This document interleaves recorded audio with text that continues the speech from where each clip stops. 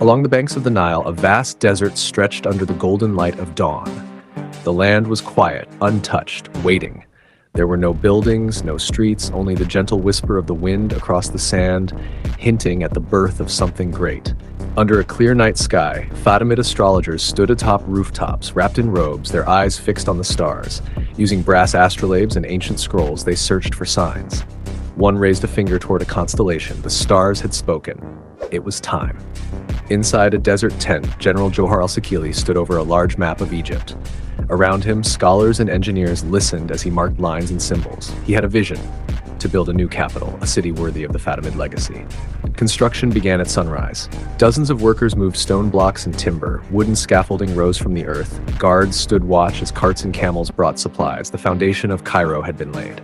At the city's edge, a massive arched gate was rising. Bab al-Futuh, the Gate of Conquest. Masons carved delicate Arabic calligraphy into its stone. Soldiers stood proudly, their green and gold banners waving in the dusty air. New streets formed with precision. Sandstone and limestone buildings lined the paths. Children ran through the alleys while vendors opened shop fronts. Cairo was no longer just a plan. It was becoming a living city. Inside a quiet workspace, Fatimid architects sat with ink, compasses, and scrolls. They measured angles and studied the flow of streets and walls. Cairo was designed with both logic and beauty. From above, the city could now be seen. Walls circled its growing core. Main gates stood tall. Inside, the Great Palace and the Al-Azhar Mosque were rising, while the Nile shimmered beyond the desert edge. At the center, the construction of Al-Azhar Mosque was underway. Scaffolding surrounded its domes and arches. Masons hammered stone while a Fatimid official inspected the site, scrolls in hand. A new spiritual heart was being built. Inside the mosque, oil lamps lit the prayer hall. Fatimid scholars sat cross-legged on rugs, reading from Quranic manuscripts. White stone arches curved above them. It was a place of calm, learning, and worship. Outside, Cairo's markets buzzed with color and sound. Tents and stalls overflowed with silks, spices, and glassware.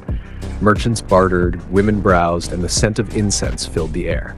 A minaret rose in the background. At the city gates, caravans arrived from far-off lands: India, the Maghreb, and Arabia. Traders in diverse robes unloaded cinnamon, ivory, and scrolls. Guards checked goods as the sun glinted off the towering gate. The day arrived. Caliph al-Mu'izz entered Cairo in a triumphal procession. He rode a decorated horse under a grand canopy. The streets filled with cheers, musicians played, and flower petals fell from balconies. That night, the city came alive. Lanterns swung between buildings. Families shared food, children laughed and ran, and music echoed through the streets. Cairo danced beneath the stars. In a quiet study, calligraphers dipped pens into golden ink. By candlelight, they wrote sacred verses and scientific knowledge onto parchment. Shelves of books lined the walls. The written word was sacred here. In the palace gardens, poets gathered under the shade of fruit trees. With fountains bubbling nearby, they recited verses as their audience listened on plush cushions. Lamps glowed while tea and dates were passed around. On rooftops, Fatimid astronomers once again turned to the stars. They used armillary spheres and ancient tools to chart the heavens. A full moon lit the sky, while Cairo's domes stood silhouetted in the background. The Great Palace stood at the heart of it all. Domes, courtyards, carved doors, and marble fountains. Guards in ceremonial robes stood at its gates. The Fatimid flag flew proudly above. As the sun set, Cairo glowed.